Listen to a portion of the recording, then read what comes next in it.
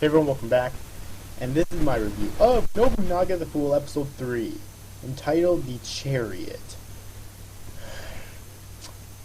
Before I actually get into this episode, what happened in this episode, I have one very simple question to ask. What the fuck just happened? Okay, this wasn't nearly one of the worst mindfucks that I've ever occurred in watching an anime, but goddamn, I honestly don't know what happened, so if I leave something out here, please forgive me. I've watched this 3 times. Alright. Wasted an hour and a half of my life, roughly. And I still don't know what happened. Oh my god. It's like... Okay, I'm going to try to do this to the best of my ability, because this episode was really confusing for me. And I'm not going to go in order here, then again, I almost never go in order. Based on events that happen. So first off, let me just, because this is going to be this review is going to go a little bit different because I, again, having trouble remembering exactly what happened because it was so goddamn confusing. So I'm going to just list off like scenes that really stuck out to me, because there were those. Probably my favorite scene in terms of drama in the episode was when Joan of Arc is trying to save these children from this burning building before it goes up in flames. And she manages to get them out, but then the building goes up in flames, and she gets trapped in some fire, alright? And, you know, the kids are trying to tell her to come to them, which is stupid because you have to walk through fire in order to do that. And, you know, she's really scared, and then freaking Nobunaga shows up in his armor thing. In order to save her and whatnot. And tells her, you know, don't be afraid of the flame and everything. And so that scene did really stick out to me for drama. And in terms of comedy, though, there was this one scene where Nobunaga's sister, I forget what her name was, Ichihime? I know he calls her Ichi. It's going to take some time to do it. This is really going to bother me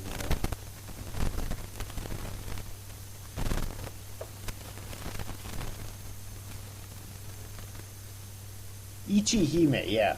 So where Ichihime somehow, this was probably the most confusing part to me.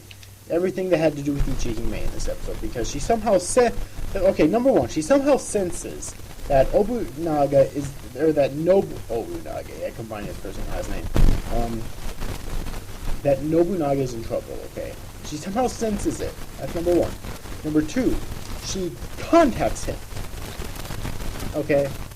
Mentally.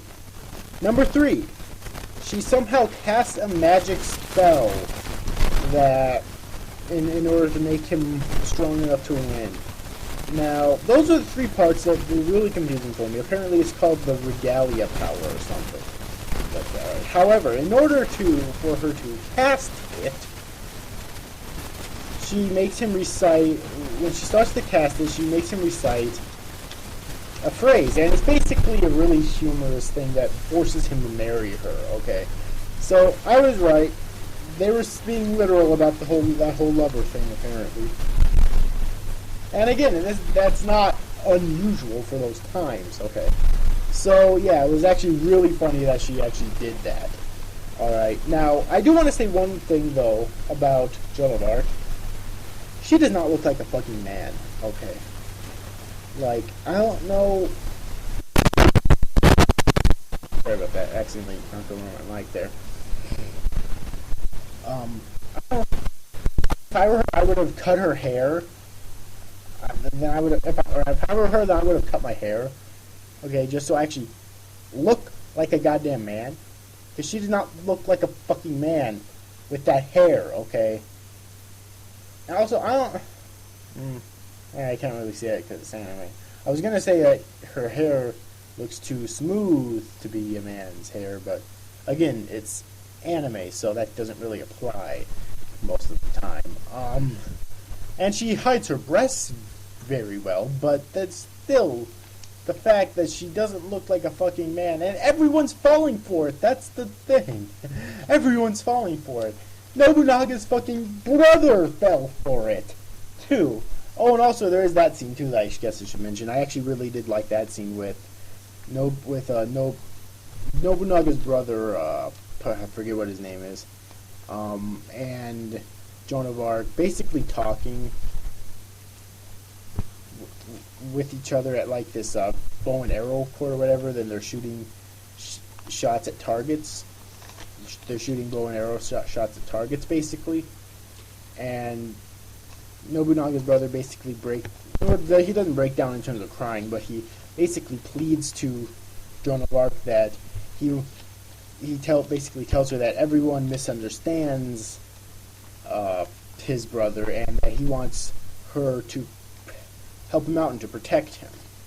And being kind of, embarrassed, she does agree to it. And although later on in the episode it does seem like she intends to keep her word, which is of course good.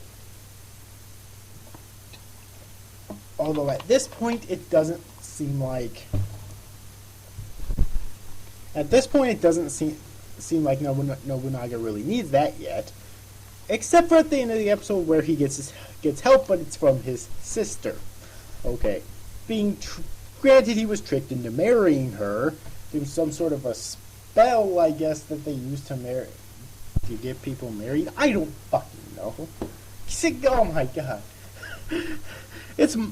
At this point, Nobunaga the Fool has reached the point of mindless fun. It's not high-quality entertainment in terms of anime. It's mindless fun, okay? That's really all you can say about it. Oh my god. So, yeah.